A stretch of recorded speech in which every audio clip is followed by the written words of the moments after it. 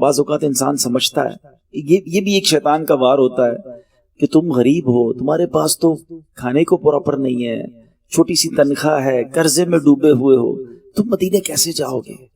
تمہارے پاس تو پاسپورٹ بھی نہیں ہے، پیسے ہوں گے تو مدینے جاؤ گے نا۔ کبھی یہ خیال اپنے قریب نہ آنے دینا۔ یاد رکھیے میٹھے اسلامی بھائی، جب کرم ہوتا ہے نا حالات بدل جاتے ہیں۔ آقا پھر ایسا کرم کرتے ہیں کہ بعض اوقات عقلیں بھی حیران ہو جاتی ہیں۔ کروڑ پتی لوگوں کو دیکھا ہے جن کے پاس اتنا کچھ ہے، ساری دنیا دیکھی ہے، مدینہ نہیں دیکھا۔ اور میں نے ایسے کئی غریبوں کو آپ نے بھی دیکھا ہوگا جن کے پاس اپنا رہنے کو مکان نہیں ہے، مگر آقا نے انہیں بھی مدینے بلا لیا، انہیں بھی حج کی سعادت مل گئی، انہیں بھی روضہ رسول کی حاضری مل گئی۔ کہتے ہیں نا کہاں کا منصب، کہاں کی دولت، قسم خدا کی ہے یہ حقیقت، جنہیں بلایا ہے مصطفیٰ نے وہی مدینے کو جا رہے ہیں۔ میں آپ کو ایک مسجد کے خادم کا واقعہ سناتا ہوں۔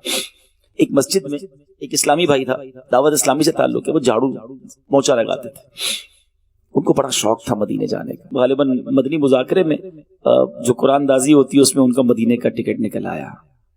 مدینے شریف ہماری حاضری ہوئی، یقین کریں بیچ اسلام میں اس اسلام کو دیکھتا تھا، وہ کہتے ہیں نا خوشی سنبھل نہیں رہی تھی اس کے چہرے سے، اتنی خوشی ہوتی جب وہ مدینے میں مسجد نبوی شریف میں مجھے ملے تو مجھے آ کے پتہ کیا کہتے ہیں؟ کہتے ہیں عبدالحبیب بھائی ہمارے پورے خاندان میں کوئی مدینے نہیں آیا اور نبی پاک نے مجھ پر یہ کرم کیا ہے۔ اب مجھے طریقہ بتائیں کہ پھر دوبارہ مدینے میں کیسے آؤں، کوئی طریقہ بتائیں۔ میں نے کہا جن کے در پر آیا انہی سے عرض کر دو، آپ نبی پاک سے کہہ کے جاؤ کہ پھر مدینے جانا ہے۔ آپ یقین کرو وہ اسلام بھائی تھوڑے عرصے بعد پھر مدینے گیا۔ مجھے بتاؤ کہاں سے پیسے آئے، کیسے انتظام ہوا؟